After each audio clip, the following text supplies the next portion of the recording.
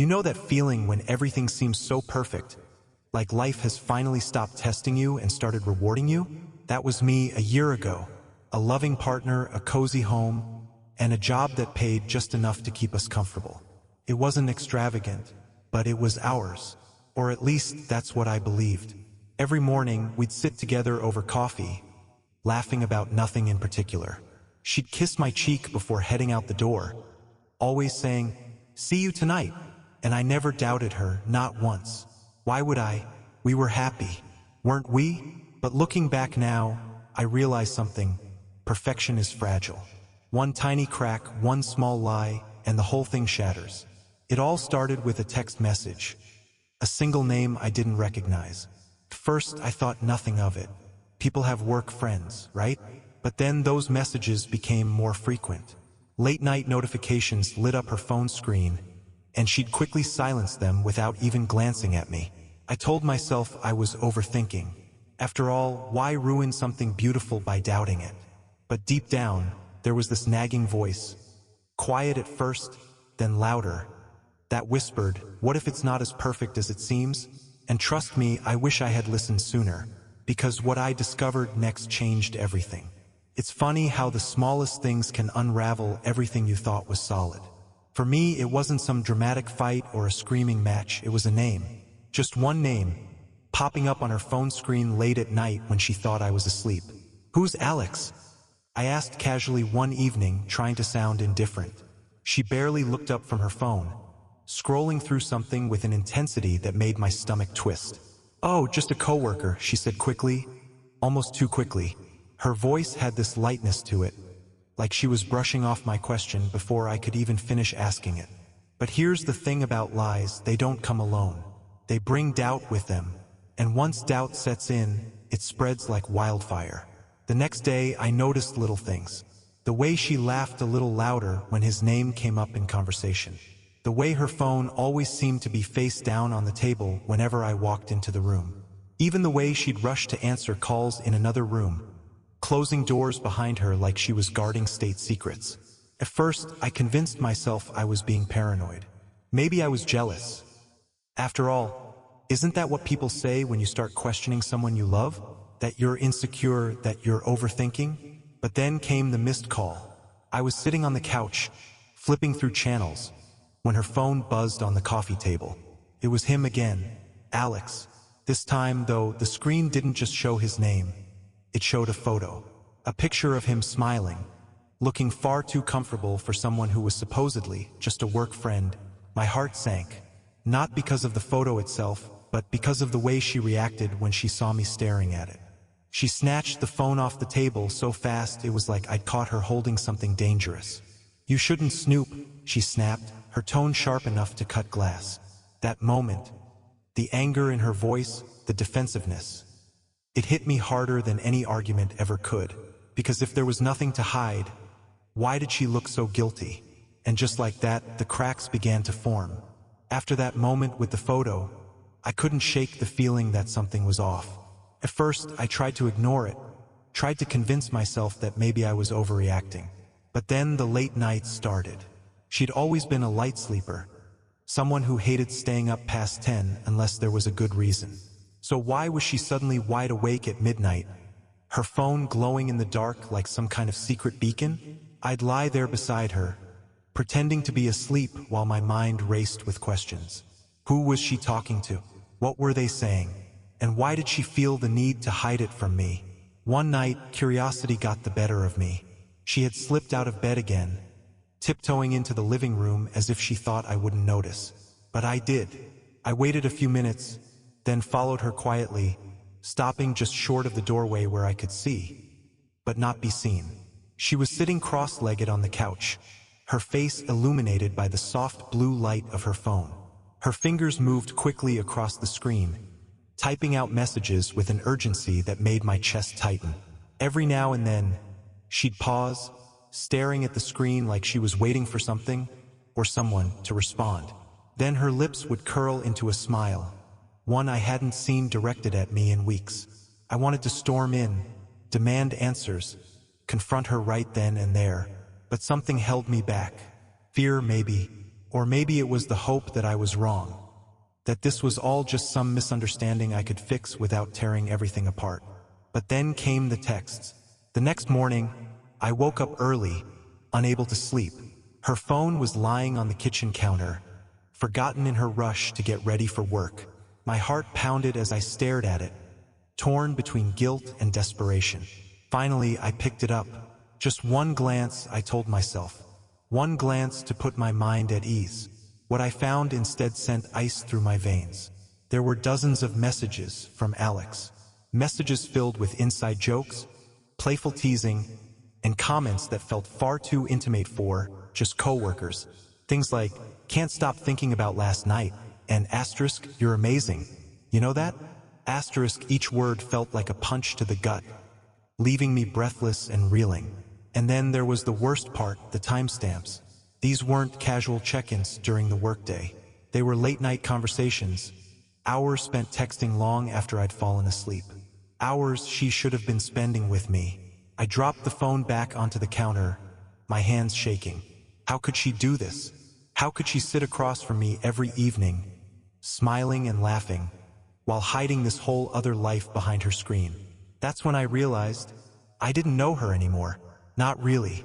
After that morning in the kitchen, Alex's name became a constant presence in my life, like a shadow I couldn't escape. It wasn't just the texts anymore. It was everything. Every conversation, every glance at her phone, every time she thought I wasn't paying attention. It all led back to him. At dinner one night, I tried to bring it up casually. "So, how's work been?" I asked, keeping my tone light. She shrugged, twirling pasta around her fork. "Same old stuff," she said, avoiding eye contact. "Just dealing with clients and, Alex." My fork froze midair. There it was again, that name. The way she said it so naturally, like it belonged in our everyday conversations, made my blood boil. "Alex seems to come up a lot lately," I said, trying to keep my voice steady. "What exactly does he do?" She hesitated for a split second before answering. "He's in marketing. Helps out with client pitches sometimes." Her explanation sounded rehearsed, like she'd practiced it in front of the mirror. But what bothered me most was the smile that flickered across her face when she talked about him. A softness in her expression that I hadn't seen in months. The next day, I decided to dig deeper. Not because I wanted to spy, but because I needed answers. If this guy was really just a coworker, why did his name feel like a wedge driving us further apart? I started small. When she left her laptop open while grabbing coffee, I glanced at her emails. Nothing incriminating, just routine work stuff. But then I noticed something strange. Calendar invites, lunch meetings, after-work drinks, even a weekend outing labeled team building that didn't sound remotely professional. Each discovery chipped away at my trust, piece by painful piece. And yet, I still held on to hope. Maybe I was misinterpreting things. Maybe these were harmless interactions blown out of proportion by my own insecurities. But then came the voicemail. It happened by accident. She was in the shower, and her phone buzzed on the nightstand. Thinking it might be important, I picked it up and saw his name flashing on the screen. Before I could stop myself, I tapped the notification. It was a missed call, but there was also a voicemail waiting to be heard. My finger hovered over the button, trembling. Listening to it felt like crossing a line I couldn't uncross. But curiosity won out. I pressed play. "Hey, it's me," his voice said, smooth and confident. "Just wanted to check in after last night. You were incredible, as always. Let's make sure we lock down those plans for Friday. I can't wait to see you again." The room spun. My knees buckled, and I sank onto the edge of the bed, clutching the phone like it might burn me. Incredible? Plans for Friday? What exactly had happened last night? My mind raced, piecing together fragments of suspicion into a picture I didn't want to see. When she stepped out of the bathroom, towel wrapped around her, I must have looked like a ghost. She froze, taking in my expression. "What's wrong?" she asked, her voice tinged with unease. I didn't answer. Instead, I handed her the phone, watching as realization dawned on her face. For a moment, she looked panicked, then defensive, then angry. "We need to talk," she said firmly, snatching the phone from my hand. But the damage was done. Alex wasn't just a name anymore. He was a person, a presence, a threat to everything I thought I knew about us. That night, the air in our home felt heavier than usual, like a storm was brewing just beneath the surface. We sat across from each other at the dinner table, plates of food untouched between us. The silence was deafening, broken only by the occasional clink of silverware against porcelain as she nervously shifted her fork around. Finally, I couldn't take it anymore. "Who is he?" My voice came out sharper than I intended, cutting through the tension like a knife. She looked up, startled but not surprised, like she'd been expecting this moment for days, or maybe even weeks. "What are you talking about?" she asked, feigning confusion. But her eyes betrayed her. They darted away from mine, unable to hold my gaze. "You know exactly what I'm talking about," I shot back, leaning forward. "Alex, who is he? And don't give me that, just a coworker nonsense again, because I'm done pretending." For a second, she hesitated, her lips parting as if she wanted to say something. But then she shut them tight, shaking her head. "You went through my phone," she said accusingly, her tone shifting from defensive to angry. "How could you invade my privacy like that?" "Privacy?" I laughed bitterly, the sound hollow and harsh. "Is that what you call lying to me? Sneaking around behind my back? Because it sure doesn't feel like privacy. It feels like betrayal." Her jaw tightened, and for a moment I thought she might cry. But instead, she squared her shoulders, meeting my glare with one of her own. "Fine," she spat. "If you want answers, here they are. Alex is someone I've gotten close to, someone who actually listens to me. Someone who understands me in ways you stopped doing a long time ago." Her words hit me like a punch to the gut. Not because they were true, at least not entirely, but because of how easily she threw them at me like weapons meant to wound. "So that's it?" I demanded, my voice rising. "You're just going to justify this? Justify sneaking around, lying to my face, breaking everything we've built together?" "It's not that simple," she shouted, slamming her palms on the table. Her composure cracked, revealing the raw emotion underneath. "Do you think I wanted any of this? Do you think I planned to fall for someone else? No. But when was the last time you really paid attention to me? Huh? When was the last time we had a real conversation that didn't end in silence or arguments?" I opened my mouth to argue, to defend myself, but nothing came out. Because deep down, I knew she wasn't entirely wrong. Somewhere along the way, we drifted apart. Our connection had frayed, worn thin by the monotony of life and the weight of unspoken resentments. But did that excuse what she'd done? "No," I said finally, my voice quieter now, heavy with pain. "It doesn't matter how lonely you felt or how distant things got. You still chose him over us. Over me." Tears welled up in her eyes, spilling down her cheeks as she looked away. For a moment, I thought she might apologize, might admit she'd made a mistake. Instead, she whispered, almost too softly for me to hear, "Maybe I did." The admission hung in the air between us, sharp and final. It wasn't an apology, it was a confession. And it broke something inside me that I wasn't sure could ever be fixed. The days that followed our confrontation were a blur of tension and silence. We moved around each other like ghosts, avoiding eye contact, avoiding conversation. It was as if the life we'd built together had been reduced to nothing more than shared space. Two people occupying the same house but living in completely different worlds. And then, one evening, she tried to explain. "I didn't mean for it to happen," she said softly, sitting across from me on the couch. Her voice was calm, almost soothing, like she was trying to defuse a bomb. "It wasn't planned, I swear." I didn't respond. I just stared at her, waiting for what, I wasn't sure. An apology? A revelation? Something that would make all of this make sense? "It started innocently enough," she continued, her hands twisting nervously in her lap. "Alex and I would talk about work stuff, brainstorm ideas, vent about clients. He got me in a way in a way you hadn't in a while." She paused, glancing at me briefly before looking away again. "And yeah, maybe those conversations turned into something more. But it wasn't just physical, it was emotional. He made me feel seen again, like I mattered. Her words felt rehearsed, polished to a shine. Each sentence flowed seamlessly into the next, painting a picture of inevitability, of circumstances beyond her control. And maybe that's why they stung so much, not because they were lies, but because they sounded so true, so smooth, like she'd practiced them over and over until they felt safe enough to say out loud. But there was one problem. I didn't believe her. Why now? I asked suddenly, cutting through her monologue. My voice was low, steady, but laced with anger. If everything was so bad between us, why didn't you say something? Why didn't you try to fix it instead of running to him? She flinched, caught off guard by the question. For a moment, she looked genuinely conflicted, like she was wrestling with whether to tell me the truth or stick to the script she'd prepared. Finally, she sighed, running a hand through her hair. Because I was scared, she admitted quietly. Scared that we were already too far gone.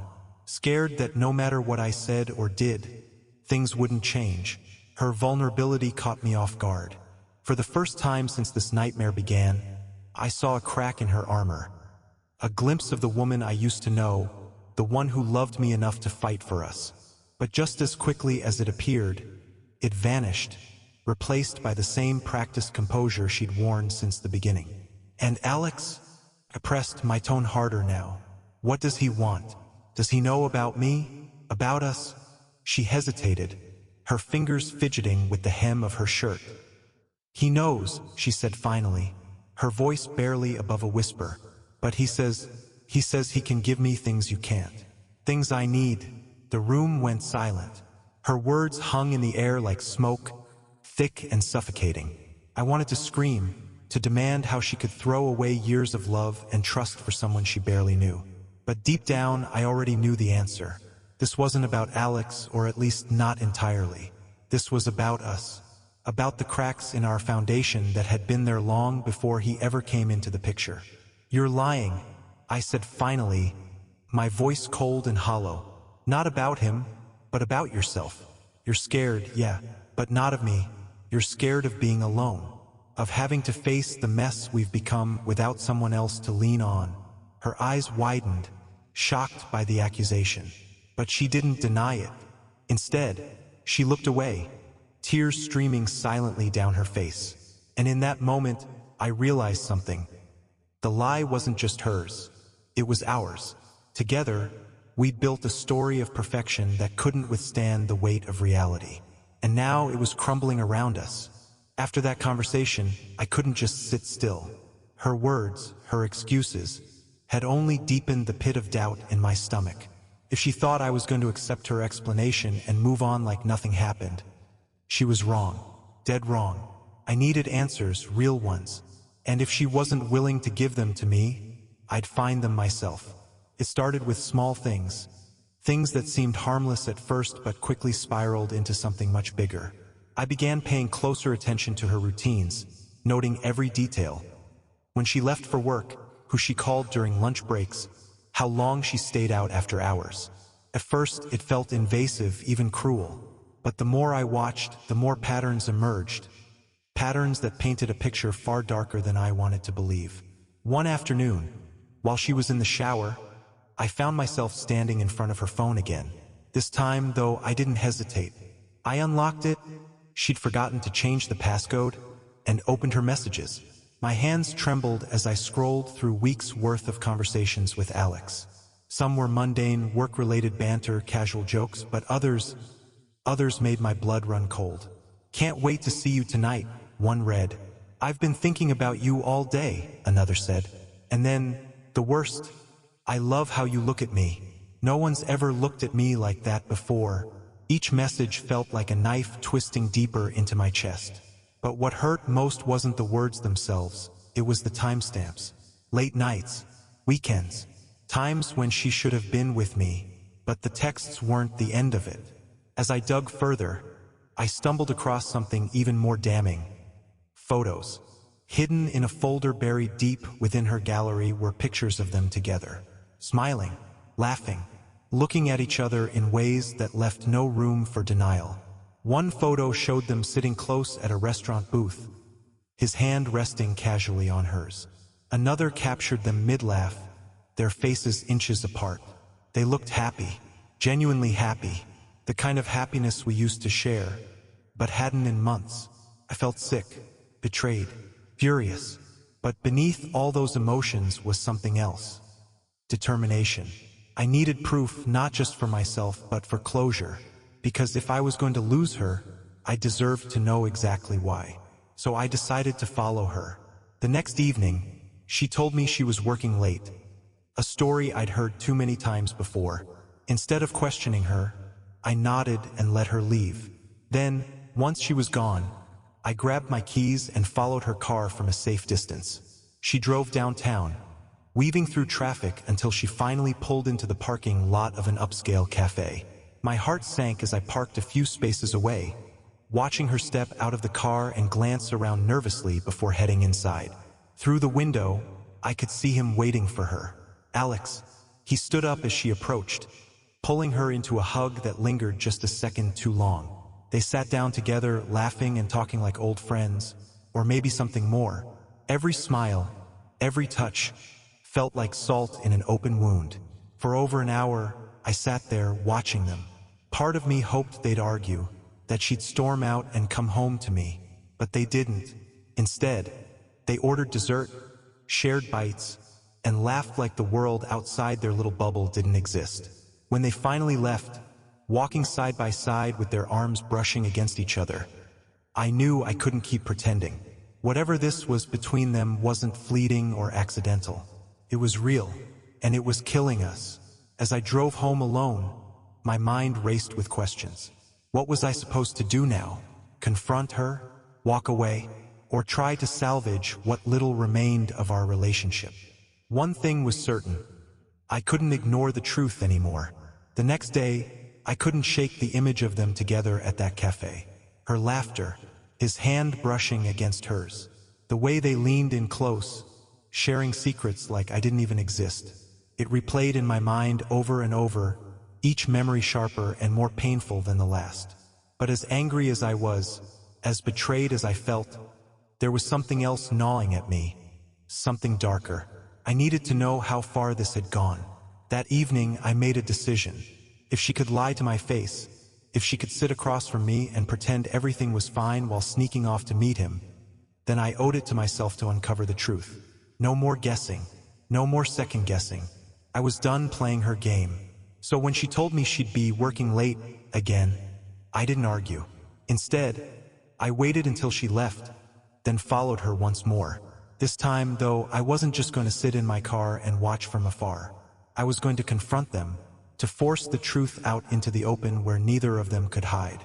She drove to the same cafe, parking in the same spot as before. My stomach churned as I pulled into the lot behind her, keeping enough distance to avoid being noticed. When she walked inside, I gave her a few minutes to settle in before heading after her. The hostess greeted me with a polite smile. "Just one?" she asked, gesturing toward an empty table near the front. "No," I said firmly, scanning the room until I spotted them. "I'm meeting someone. They're already here." Without waiting for a response, I moved past her, my heart pounding in my chest. Every step felt heavier than the last, like I was walking toward something inevitable and irreversible. As I approached their table, I could hear their voices, soft and intimate, mingling with the low hum of conversation around us. "Can't keep doing this," she was saying, her tone conflicted but resolute. "It's tearing me apart." "You don't have to," Alex replied, his voice smooth and reassuring. "You can leave him. We both know you deserve better." My breath caught in my throat. Leave me? Was that what this was all about? A plan to replace me entirely? Before I could stop myself, I stepped forward, clearing my throat loudly. Both of their heads snapped up, eyes wide with shock and guilt. For a moment, no one spoke. The air between us crackled with tension, thick enough to cut with a knife. "What the hell is going on here?" I demanded, my voice shaking with barely contained rage. Heads turned in our direction, curious whispers rippling through the restaurant, but I didn't care. All that mattered was the look on her face. The fear, the shame, the guilt written all over her features. She opened her mouth to speak, but nothing came out.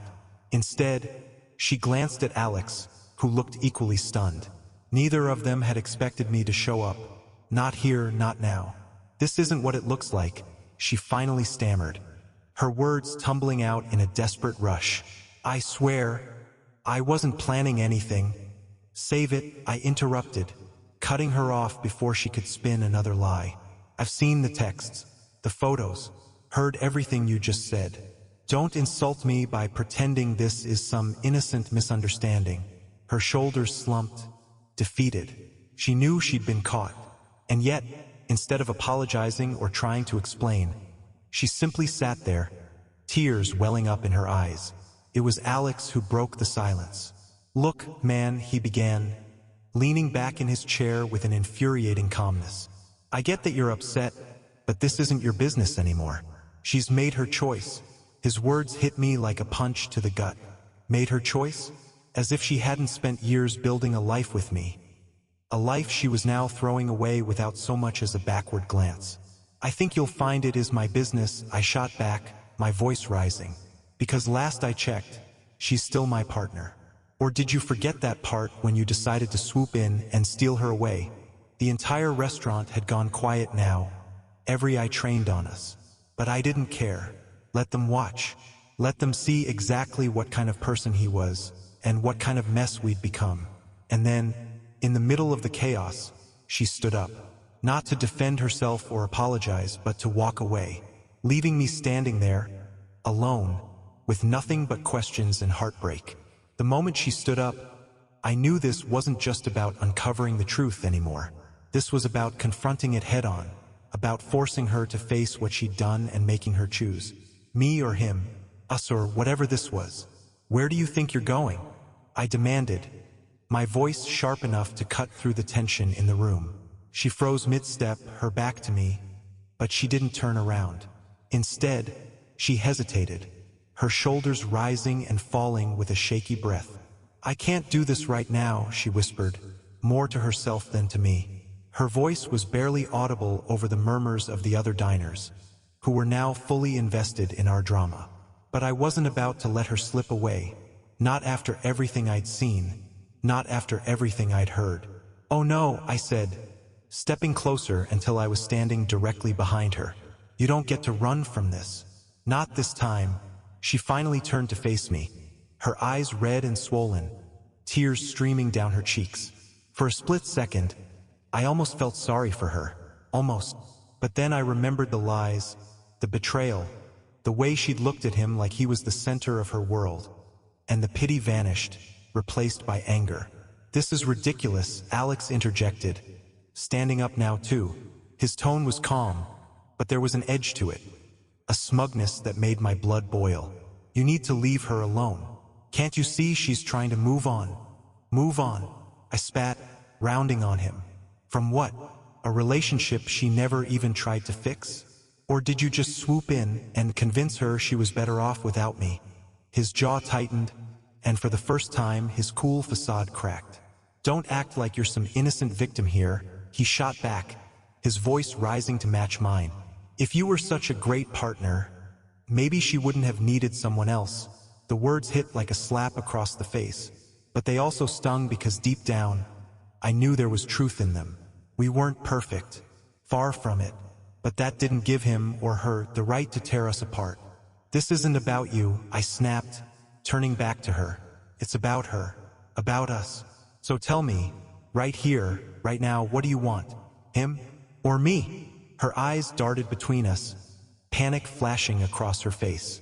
She opened her mouth to speak, but no words came out. Instead, she just stood there, frozen, like a deer caught in headlights. Well, I pressed, my voice softer now but laced with desperation. Say something, anything, because if you walk out that door with him, don't bother coming back. For a moment I thought she might actually stay. Her lips quivered, and her hands clenched into fists at her sides. But then, slowly, she shook her head, tears spilling down her cheeks. I'm sorry, she choked out, her voice breaking. I can't keep living like this. I can't keep pretending everything's okay when it's not. And with that, she turned and walked away, leaving me standing there, staring after her as she disappeared through the restaurant doors.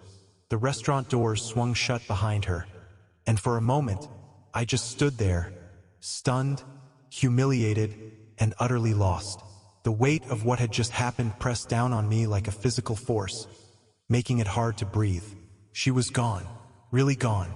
And yet, as much as I wanted to hate her, to blame her for everything that had fallen apart, I couldn't ignore the ache in my chest. The part of me that still loved her, still needed answers. I didn't chase after her, not right away. Instead, I paid the bill, even though neither of us had eaten, ignored the stares from the other patrons, and walked out into the cool night air. My mind raced with questions. What had driven her to this? Was it really all my fault? Or was Alex manipulating her, twisting her emotions until she believed leaving me was the only option? When I finally found her, she was sitting on a bench near the parking lot, her face buried in her hands. Her shoulders shook with silent sobs, and for a moment, I almost felt sorry for her. Almost. Why? I asked, my voice cracking under the weight of everything I'd been holding back. Why him? Why now? She looked up at me, startled by my presence but not surprised, as if she'd known I'd come after her. Slowly, she wiped her tears away, taking a deep, shaky breath before speaking. It's not about him, she said softly, her voice trembling. Not really. It's about us. Us, I repeated, incredulous. You think running off with another guy has anything to do with us? No, she snapped, her tone sharp with frustration. Then softer, yes. I don't know. It's complicated, okay? You don't understand how hard it's been for me to feel like I'm losing you every single day. Her words hit me like a punch to the gut. Losing me? How could she say that when she was the one who'd pulled away first? When she was the one sneaking around behind my back? You didn't lose me, I shot back, my voice rising. You pushed me away. Every time something went wrong, every time we argued, you shut down. You stopped talking to me, stopped fighting for us. And now you're blaming me for this. I'm not blaming you, she cried, standing up now, her hands gesturing wildly as she tried to explain. But you have to admit, things haven't been the same between us for a long time. We've been drifting apart, and no matter how hard I tried to fix it, nothing changed. I felt invisible, like I didn't matter anymore. Her confession caught me off guard. Invisible? Is that how she saw herself, with me? The thought made my stomach churn. Had I really been so blind to her pain? So consumed by my own frustrations that I hadn't noticed hers? And then Alex came along, she continued, her voice quieter now, tinged with guilt. He listened to me. He cared about the little things, the things you used to notice but stopped paying attention to. First, it was harmless. Just conversations, venting about work, stuff like that. But then it became more. And I hated myself for it, but I couldn't stop. For the first time in years, I felt like someone actually saw me. Her words stung, not because they were lies, but because they rang true. Somewhere along the way, I had stopped seeing her. Stopped appreciating the small details that made her who she was. But did that justify what she'd done? Did it excuse the betrayal? So what now? I asked bitterly, shaking my head. You trade one relationship for another, hoping he'll make you feel better until the next guy comes along. No, she shouted, tears streaming down her face again. That's not fair. You don't get to act like I'm some selfish monster who doesn't care about anyone but herself. Do you think this is easy for me? To throw away years of my life, years with you, because I'm too weak to fix what's broken. Her anger was raw, unfiltered, and heartbreaking. For the first time since this nightmare began, I saw the woman I fell in love with. The woman who wasn't perfect, who made mistakes, but who loved fiercely and deeply. And maybe that's why it hurt so much, to realize that somewhere along the way we'd both failed each other. I don't know what to do, she admitted finally, her voice breaking. I don't know how to fix this, or if it can even be fixed. All I know is that I can't keep living like this, pretending everything's okay when it's not. And for the first time, I didn't have an answer. The silence between us stretched on, heavy and suffocating. Her confession had left me reeling, forcing me to confront parts of myself I'd rather ignore. But even as her words echoed in my mind, there was still one voice missing from this tangled web. The man who had inserted himself into our lives. Alex. I couldn't let it end here, not without hearing his side. Because no matter how much I wanted to paint him as the villain, the manipulator, the homewrecker, I knew relationships were never that simple. People weren't that simple. And if I was going to understand what had really happened, if I was ever going to move forward, I needed to hear it straight from him. When I turned back toward the restaurant, he was still inside, sitting at the table where we'd left him. He looked calm, almost too calm, sipping water like nothing out of the ordinary had just occurred. As I approached, his eyes met mine, unreadable but guarded. For a moment, neither of us spoke. The tension crackled in the air, thick enough to choke on. "We need to talk," I said finally, my voice low and steady despite the storm raging inside me. Outside, he hesitated, glancing around the room as if weighing his options. Then, with a resigned sigh, he stood up and followed me outside.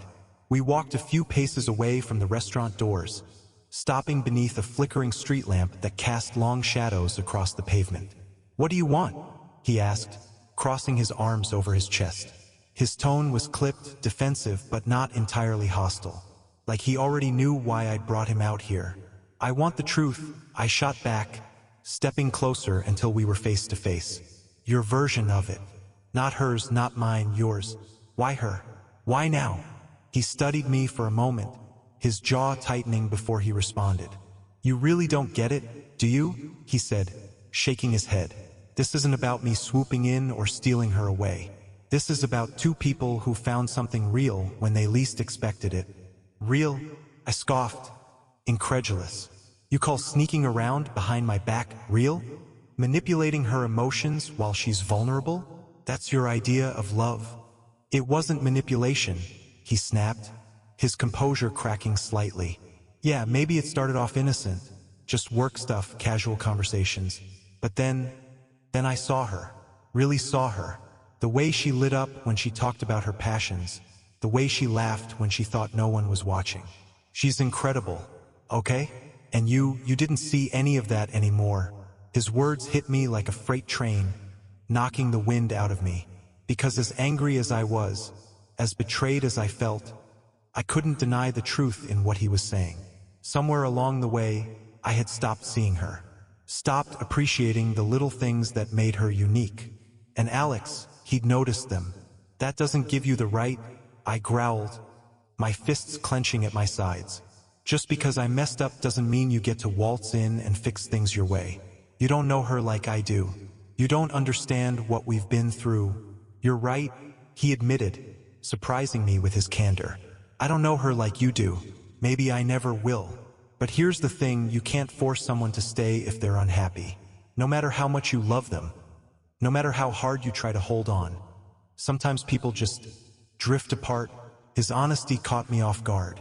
There was no smugness in his tone, no gloating about winning her over, just raw, unfiltered truth. And it hurt more than any insult ever could. "So what happens now?" I asked, my voice quieter now, tinged with exhaustion. "You think she's better off with you? That you can give her everything I couldn't?" "I don't know," he said honestly, running a hand through his hair. "All I know is that she deserves happiness. Whether that's with me, with you, or with someone else, it's not my decision to make. It's hers." For a moment, I just stared at him, searching his face for some sign of deceit, some hint of ulterior motives. But all I saw was sincerity. Painful, complicated sincerity. And then it hit me, the hardest truth of all. This wasn't just about me versus him. It wasn't about blame or fault or who loved her more. It was about her. About giving her the freedom to choose, even if that choice meant letting her go. Walking away from Alex, my mind was a whirlwind of emotions. Anger, guilt, confusion, all colliding into one suffocating mass.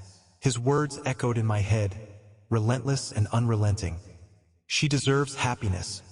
Whether that's with me, With you, or with someone else, it wasn't supposed to be like this. Love wasn't supposed to feel like losing, but as much as I wanted to point fingers, to blame her, to blame him, to blame anyone but myself, I couldn't escape the sinking realization that the betrayal I felt ran deeper than either of them. It started with me, with us. I found her sitting on the same bench where I'd left her, her arms wrapped tightly around herself as if she were trying to hold herself together. She looked smaller somehow, more fragile. The fight had drained out of her, leaving behind only exhaustion and regret. "You talked to him," she said softly when she saw me approach. It wasn't a question. She must have guessed it from the look on my face. "Yeah," I replied, sitting down beside her. My voice was flat, emotionless. Not because I didn't care, but because I didn't know how to process everything anymore. "He told me his side." "And?" she asked hesitantly, glancing at me through tear-streaked lashes. "What did he say?" "He said." I paused, searching for the right words. How could I summarize something so raw, so complicated? "He said you deserve happiness. That no matter what happens, it's your choice." Her breath hitched, and fresh tears welled up in her eyes. For a moment, neither of us spoke. The silence between us felt heavy, loaded with everything we hadn't said, and everything we might never say. "I never meant to hurt you," she whispered finally, breaking the quiet. Her voice was barely audible, trembling with guilt and sorrow. "I swear I didn't. When this thing with Alex started, I thought it would just go away, that it was some stupid crush I'd get over. But it didn't. And the longer it went on, the worse I felt. Not just because of what I was doing to you, but because of what I was doing to us." Her confession should have made me angrier, should have fueled the fire burning inside me. But instead, it only deepened the ache. Because hearing her talk about him, the way she referred to their relationship as this thing, like it was both insignificant and monumental all at once, made me realize just how far gone she really was. "It wasn't just him, though," she continued, her voice cracking under the weight of her own words. "It was me too. I let myself fall into this hole of loneliness and resentment, and I didn't know how to climb out. You stopped seeing me, and I stopped fighting for you. We both failed each other, didn't we?" Her honesty hit me like a punch to the gut. Failed each other. Those 3 words summed up everything that had gone wrong between us. It wasn't just her fault or mine. It was ours. Together, we had built walls instead of bridges, allowed misunderstandings to fester instead of confronting them. And now those walls had crumbled, leaving nothing but rubble in their wake. "But why didn't you tell me?" I asked, my voice breaking despite my best efforts to keep it steady. "Why didn't you say something before it got this far? Before you turned to someone else?" "Because I was scared," she admitted, her tears falling freely now. "Scared that you wouldn't listen. Scared that even if you did, it wouldn't change anything. And then Alex came along, and for the first time in months, maybe years, I felt like someone actually cared about me. About the little things. The things you used to notice but stopped paying attention to." Her words stung, not because they were lies but because they were true. Somewhere along the way, I had stopped noticing. Stopped appreciating the quirks and qualities that made her who she was. Instead, I'd taken her for granted, assuming she'd always be there, always love me no matter what. "And now?" I asked quietly, almost afraid to hear her answer. "Where does that leave us?" She hesitated, her hands twisting nervously in her lap. "I don't know," she admitted finally, her voice barely above a whisper. "All I know is that I can't keep living like this, pretending everything's okay when it's not. Loving you but feeling like I'm losing myself in the process." Her admission shattered whatever hope I still clung to. Loving me, but losing herself. Wasn't that the ultimate betrayal?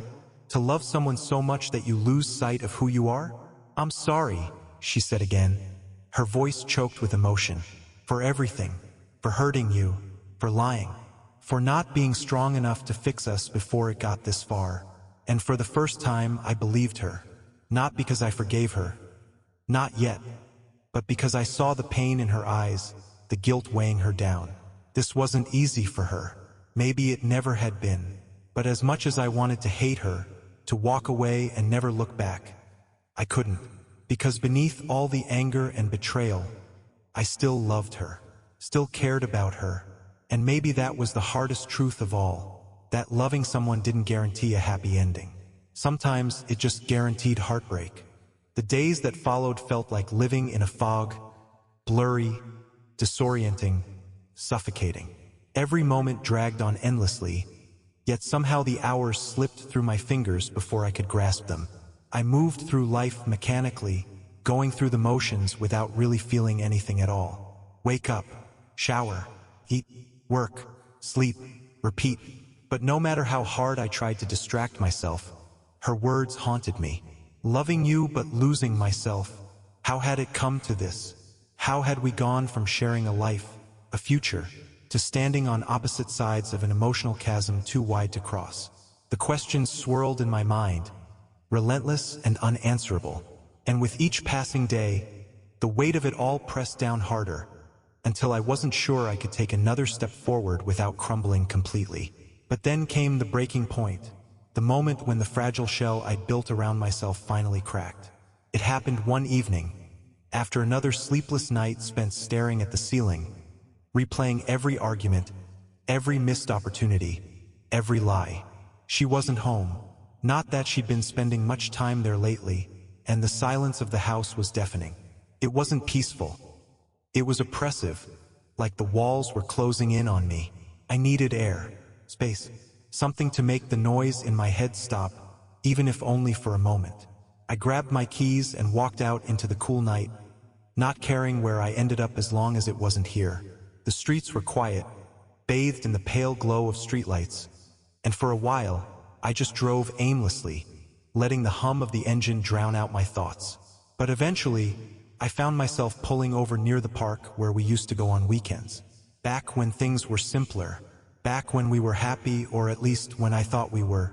I sat on a bench overlooking the empty playground, memories flooding back in waves. Her laugh as she pushed me on the swings, the way her eyes lit up when she talked about her dreams, the warmth of her hand in mine as we strolled along the path, planning our future together.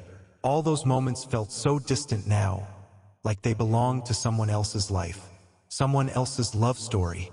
And then it hit me, the full force of what I'd lost. Not just her, but us, everything we'd built, everything we'd promised each other.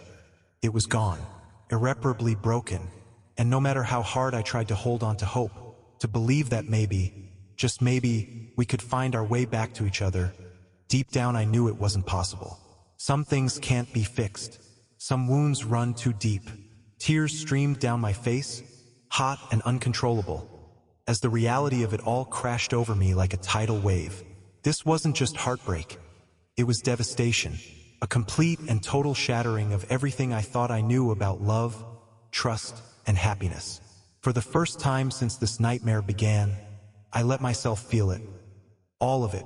The anger, the guilt, the grief, the betrayal. Because that's what it was, wasn't it? Betrayal. Not just hers, but mine too. We had both failed each other in ways neither of us could fully repair. And now, here I was, sitting alone in the dark, picking up the pieces of a life that no longer made sense. As the tears subsided and the sobs turned into shaky breaths, I realized something. I couldn't keep holding on. Not to her. Not to us. Loving someone doesn't mean clinging to them at all costs. It means wanting their happiness, even if it means letting them go. Even if it destroys you in the process. So I made a decision. One that terrified me, but one I knew I had to make. When I got home, I packed a bag. Just a few essentials, clothes, toiletries, the photo album we'd started years ago but never finished. Then I wrote her a note. Short, simple, and honest. I don't know what happens next, for either of us. But I do know that staying isn't helping either of us heal. You deserve to find yourself again, and I need to figure out who I am without you. Please don't hate me for leaving. I still love you, more than words can say, but sometimes, love isn't enough. Leaving the note on the kitchen counter, I walked out the door, closing it softly behind me. Each step away from the house felt heavier than the last, like I was carrying the weight of our entire relationship on my shoulders. But as painful as it was, I knew it was the right thing to do. Because sometimes the hardest part of loving someone is knowing when to let them go. The first few days after I left were a blur of conflicting emotions. On one hand, there was a strange sense of relief, like I'd finally released the pressure valve on a situation that had been boiling over for months. But on the other hand, there was an emptiness inside me, a void where she used to be. It wasn't just her absence. It was the loss of everything we'd shared, the laughter, the fights, the quiet moments in between, the life we built together. I stayed with a friend temporarily, crashing on their couch while I figured out my next move. They didn't ask too many questions, which I appreciated. Instead, they gave me space to process, to grieve, to try and make sense of the mess I'd left behind. But no matter how much distance I put between us, physically or emotionally, I couldn't escape the question that haunted me. Was this really the end? Or was there still a chance to fix what we'd broken? A week passed before I heard from her. A text message, simple and tentative. Can we talk? 3 words. That's all it took to send my heart racing, my mind spinning with possibilities. Did she want to fight for us? To apologize, to explain, to beg me to come back? Or was this just another goodbye? A final attempt to tie up loose ends? I hesitated before responding, staring at the screen like it might bite me. Part of me wanted to ignore it, to protect myself from whatever pain might follow. But another part, the part that still loved her, still hoped for something more, couldn't let it go unanswered. Okay, I typed finally, my fingers trembling. Where? We agreed to meet at a neutral place, a small cafe downtown, far enough from both our homes that it felt safe. Safe but not comfortable. When I walked in, she was already there, sitting by the window with a cup of coffee in front of her. She looked different, smaller somehow, more fragile, like the weight of everything that had happened was pressing down on her too. For a moment, neither of us spoke. We just sat there, staring at each other across the table, the silence thick with unspoken words and unresolved feelings. Finally, she broke it. I got your note, she said softly, her voice barely above a whisper. Thank you for being honest. I nodded, unsure of what to say. Honesty had always been our biggest problem, and maybe our only hope. I meant every word, I replied, my voice steady despite the storm raging inside me. I don't know if it's possible to fix what's broken between us, but I do know that staying wasn't helping either of us heal. She looked down at her hands, twisting them nervously in her lap. I've thought about what you said a lot, she admitted, her voice cracking slightly. About wanting me to find myself again. About needing to figure out who you are without me. And I think you're right. Her words hit me like a punch to the gut. Not because they were unexpected, but because they confirmed what I'd feared most. This wasn't just a rough patch we could work through. This was something deeper, something harder to mend. But, she continued, hesitating as if choosing her words carefully. What if we tried? What if we took some time apart, to heal, to reflect, but with the possibility of coming back to each other someday? Not now, not immediately, but eventually. Her suggestion caught me off guard. I hadn't expected her to propose anything beyond closure. But as much as the idea terrified me, it also sparked a flicker of hope. Could we really start over? Or would trying only lead to more pain, more disappointment? I don't know, I admitted honestly, shaking my head. I want to believe we can, but trust is gone. And without trust, what do we have? She flinched at my words, visibly hurt but not surprised. I know, she said quietly, and I don't blame you for feeling that way. I betrayed you, in ways I'll regret for the rest of my life. But I also believe people can change. Relationships can evolve, if we're willing to put in the work. Her conviction surprised me. For so long, she'd seemed lost, unsure of herself or what she wanted. But now, sitting across from me, she looked determined, resolute, like she was ready to fight for us, for the first time in a long time. And what about Alex? I asked finally, the question hanging heavy in the air between us. Her eyes filled with tears, but she didn't look away. There's nothing left to say about him, she said firmly. Whatever happened between us, it's over. He made me realize things about myself, about what I need. But he's not the answer. You are. Or at least, you could be. Her honesty disarmed me. As angry as I was, as hurt as I felt, I couldn't deny the sincerity in her voice. She wasn't perfect, far from it, but she was trying. And maybe, just maybe, that was enough. I can't promise anything, I said finally, my voice soft but resolute. But if you're serious about rebuilding, if you're willing to do the work, then I'm willing to listen, to try. No guarantees, though. She nodded, tears streaming down her face, as she reached across the table to take my hand. That's all I'm asking for, she whispered. A chance. Even if it's just a small one. Walking out of that cafe, I didn't feel whole. Not yet. But for the first time in weeks, I felt hopeful. Hopeful that maybe, just maybe, love wasn't just about holding on, it was also about letting go. And then, when the time was right, reaching out again. Months passed after that meeting in the cafe. Months filled with uncertainty, hard conversations, and moments of doubt, but also glimmers of hope. We didn't rush into anything. Instead, we took it slow, giving ourselves the space to heal individually before trying to rebuild what we'd lost together. It wasn't easy, in fact, some days felt impossible, but we both knew one thing for certain. If we were going to make this work, it had to be different this time. Better. We started with honesty, real, raw, unfiltered honesty.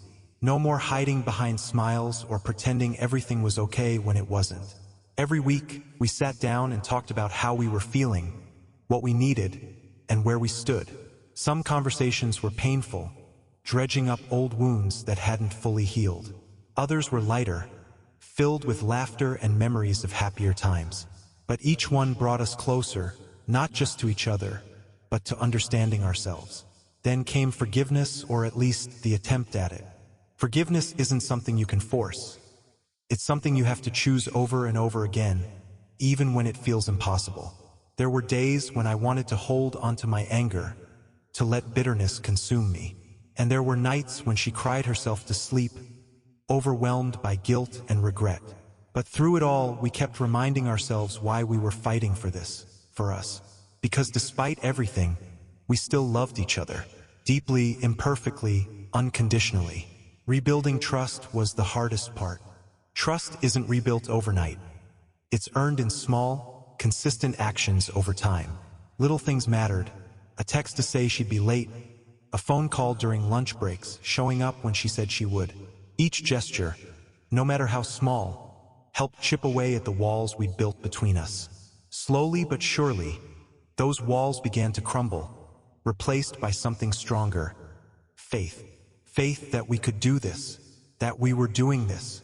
But it wasn't just about fixing what was broken. It was about growing individually and as a couple.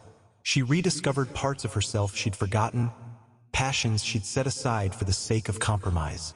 And I learned to listen. Not just to her words, but to her silence, to the things she couldn't always put into sentences.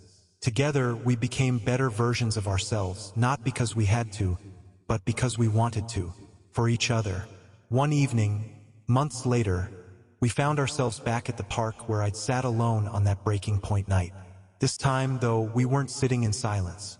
We were walking hand in hand along the same path, watching the sunset paint the sky in shades of orange and pink. The air was crisp, the kind that makes you feel alive, and for the first time in a long time, I felt whole. I never thought we'd get here, she said softly, squeezing my hand. Her voice was tinged with awe, like she still couldn't believe we'd made it this far. Me neither, I admitted, smiling despite the lump in my throat. But I'm glad we did. She stopped walking then, turning to face me. Her eyes searched mine, filled with emotion, gratitude, love, and maybe even a little fear. Do you think we'll ever stop being scared? She asked, her voice barely above a whisper. Scared that we'll mess it up again? I thought about her question for a moment, letting it sink in. Then I shook my head. Probably not, I said honestly, but maybe that's okay. Maybe being scared means we care enough to keep trying, to keep fighting for this, for us. Her lips curved into a smile, and she leaned in to kiss me softly. It wasn't perfect, it couldn't erase the past or guarantee the future, but it was real. And sometimes that's enough. As we stood there under the fading light, I realized something important. Second chances aren't given, they're earned. They require effort, vulnerability, and an unwavering commitment to growth. Are they worth it? That depends on how much you value what you stand to lose. And for us, it was worth every step of the journey. So now, I leave it to you, the viewers, the listeners, the ones who followed our story until the very end. What would you do? If you were in our shoes, would you fight for a second chance? Or would you walk away, choosing freedom over forgiveness? Let me know your thoughts in the comments below. Have you ever been faced with a decision like this? Did you fight for love, or did you let it go? Share your stories. I'd love to hear them. And if this story resonated with you, don't forget to like, subscribe, and share it with someone who might need to hear it today. Because sometimes, the most powerful stories are the ones that remind us we're not alone. Thank you for joining me on this emotional journey. Until next time, take care of yourselves and each other.